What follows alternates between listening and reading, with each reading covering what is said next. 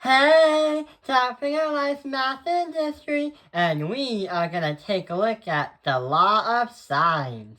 So what we're going to do is understand a new way and a new method for solving any part of a triangle with a missing piece of missing information.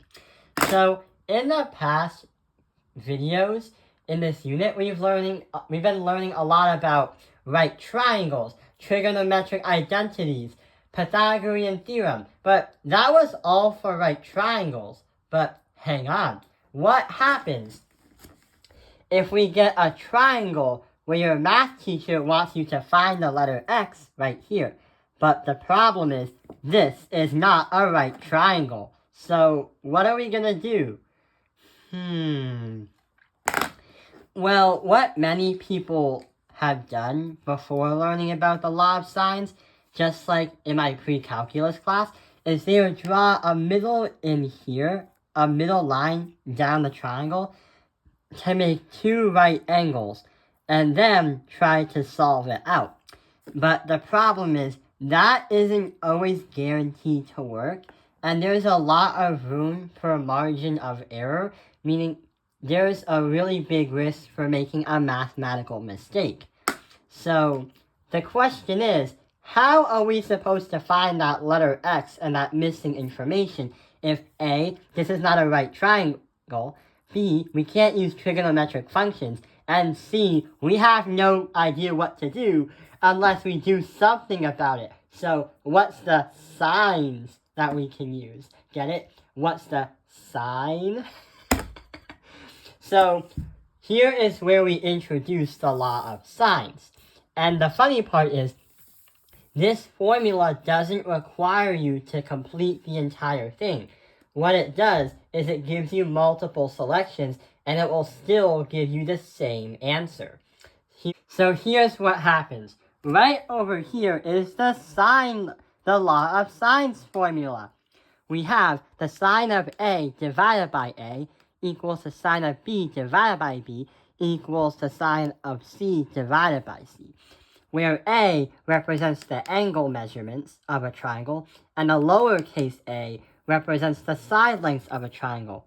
So here is what exactly happens. The right over here is a visual demonstration.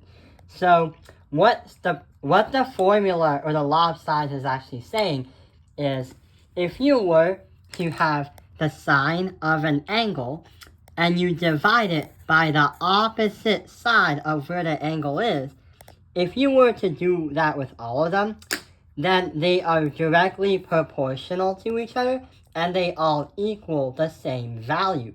So that is really cool about the law of sines, is if I wanted to find the length of the lowercase b, then I could literally use A as an angle and A as a side length, and then do B as an angle to get to lowercase b. I don't need to use the C because I don't need to use all of it. Here is how we do it with a practice problem. So right over here, we have a triangle, but it's not a right triangle. So how do we do it? Well, what we have to do is use the law of sines. So I have the blank piece of paper right here. We're trying to find X right here. The opposite of the X is angle B. And we could use angle A and the side length A to help us out. It's not a good idea to use C because the problem doesn't give you any measurements or numbers. So here's what happens.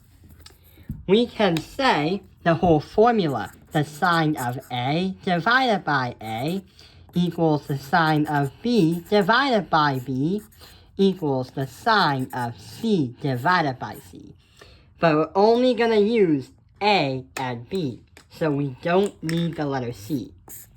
Alright, so A as an angle, we have to do the sine of 50 degrees, because that is going to be the A, and we have to divide that by 100.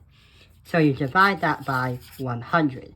And that is going to be directly proportional to the sine of v, which is 60 degrees. So we're going to put 60 degrees right here. And we're trying to find what x is, because we have no idea what the lowercase b is right over here.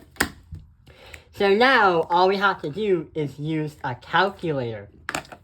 So right here, you go, you turn it on, clear. Make sure the problem is in FL and is also in degrees.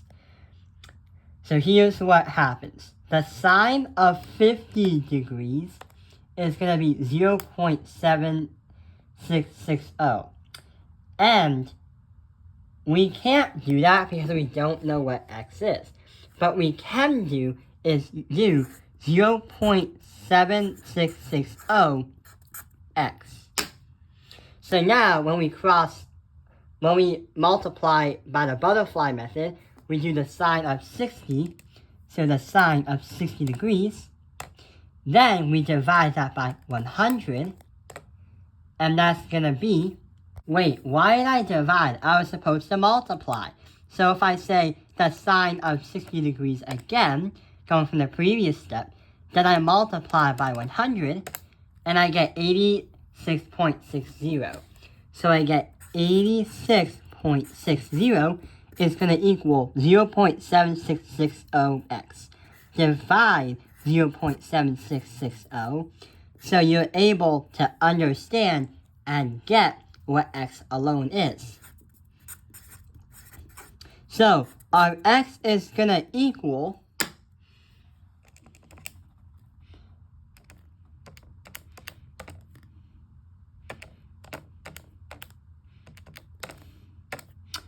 113.05. So that is going to be our final answer. 113.05. And that is going to be the value of x right here. So that is how we use the law of sines. We can use proportionals to use parts of the triangle to be able to find another part of the triangle. It doesn't have to be a right triangle. It could be any kind of triangle, as long as it's a closed triangle. But wait, why did I say the word closed triangle? Well, here's what happens. There are some restrictions in the types of problems that you can use when understanding the law of sines. Before you start the problem, you have to consider the triangle. What parts does it have? So, in geometry, we've been learning all about triangle congruence, and that relates to the law of sines, because we're saying if we use the law of sines, then everything must be proportional. It's similar to how we can say, if we have triangle congruence, then we can easily do the math out. So, we have different ones right here. AAS, angle, angle, side, angle, side, angle, side, angle, side, side, side, side, and side, side, angle. Here is what happens. If we understand, which we did, the law of sines, there are only two things where they perfectly work with. If you have a type of problem, like this triangle, if you were to spot a triangle and you're ready to solve it with the law of sines, it would only work for angle, angle, side, and it would also work for side, angle, side, because you need some angles and some sides so you can fill out each part of the formula. If you don't, then it's not going to work.